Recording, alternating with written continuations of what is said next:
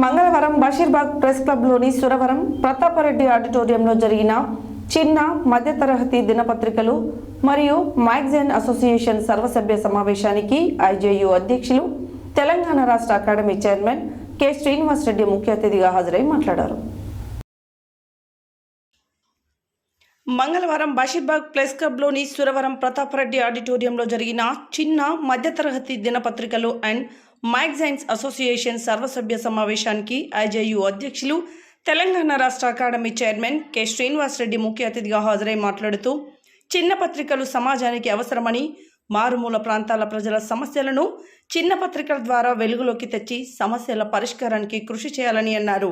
చిన్న పత్రికలకు ఆనాటి APU WJ ఆధ్వర్యంలో అనేక సౌకర్యాలు కల్పించడం జరిగిందని, ముఖ్యంగా వర్కింగ్ జర్నలిస్టులకు ఉండే అన్ని హక్కులు చిన్న పత్రికలు మ్యాగజైన్స్కు కల్పించామని చెప్పారు. చిన్న పత్రికలకు అక్రిడేషన్ కమిటీలో ప్రాతినిధ్యం కల్పించింది ఏపీయు డబ్ల్యూజే అని తెలిపారు.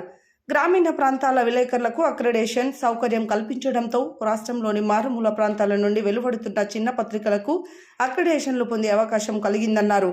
మాసపత్రికలకు మొట్టమొదటిసారి అక్రిడేషన్ల సౌకర్యం కల్పించింది ఏపీయు డబ్ల్యూజేనే అని అన్నారు.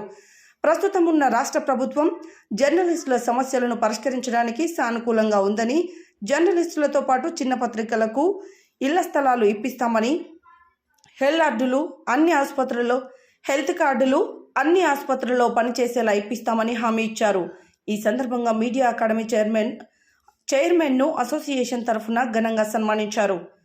ఆంధ్రప్రదేశ్ ప్రభుత్వం జాతీయ మీడియా సలహాదారు దేవులపల్లి అమర్ను టీయూడబ్ల్యూజే అధ్యక్షులుగా ఎన్నికైన విరాహత్ అలీకి, ఐజేయు కార్యదర్శి వై నరేందర్ రెడ్డి, కార్యవర్గ సభ్యులు కె సత్యనారాయణ, ప్రెస్ క్లబ్ అధ్యక్షులు వేణుగోపాల నాయుడులను ఈ సందర్భంగా అసోసియేషన్ తరఫున సన్మానించారు.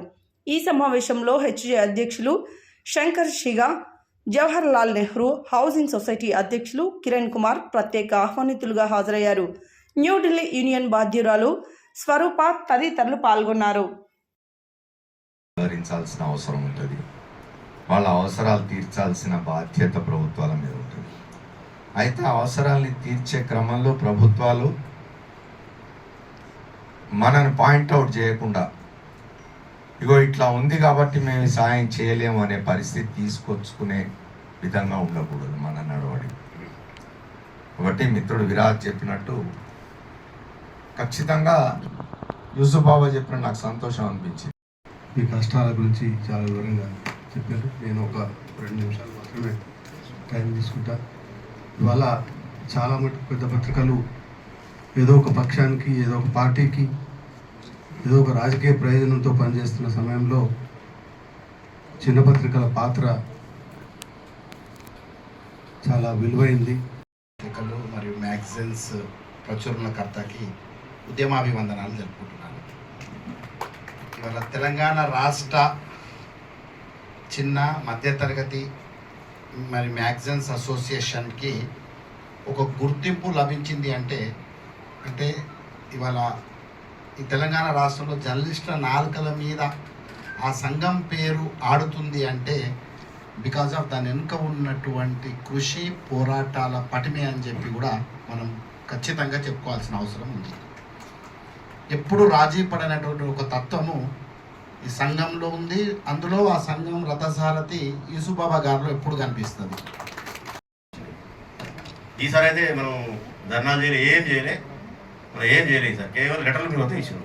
మనకు బిల్స్ కరెక్ట్ 30 రంజాన్ ఉగాది పండుగ మాకు అన్ని దాదాపు 8 నెలల ప్రకటనలు వచ్చినాయి. అందరి కళ్ళల్లో నాతో సహా వచ్చినాయి. ఎందుకంటే ఇవాళ ఈ మీటింగ్ పెట్టాలంటే ఈ నిజంగా చెప్తారు. ఇవాళ ఈ మీటింగ్ పెట్టి ఎవరు డబ్బులు రావాలి కానీ మా క్లాస్మేట్ ఉండే డిఎస్పీ మన మాధవ్ చేయాల్సింది ఒకటే. మనం మొన్న జరిగిన పరిణామాలను మీకు తెలుసు. 10 సంవత్సరాల నుంచి ఏ చిన్న పత్రిక సమస్యలు మాట్లాడండి, ఏ ధర్నాలు చేయని వాడు, ఏం విరాతలు గారు మనతో పాటు కింద కూర్చున్నాడు ధర్నాల.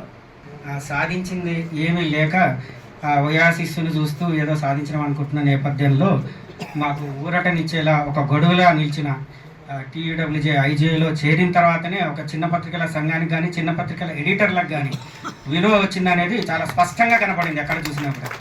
ఎందుకు అని అంటే కనీసం సభల్లో వాళ్ళ కార్యక్రమాల్లో మేము పార్టిసిపేషన్కి చాలామంది సంఖ్యలో వెళ్ళేవాళ్ళం, కానీ స్టేజ్ మీదకి మాత్రం ఎవరిని పిలిచేవారు కాదు. కనీసం అంటే 35 ఏళ్ళుగా పత్రిక నడుపుతున్నా యూసుఫ్ బాబా గారిని కూడా ఒక్కసారి జర్నలిస్టులకి అక్రిడిటేషన్ కల్పించింది ఆంధ్రప్రదేశ్ వర్కింగ్ జర్నలిస్ట్.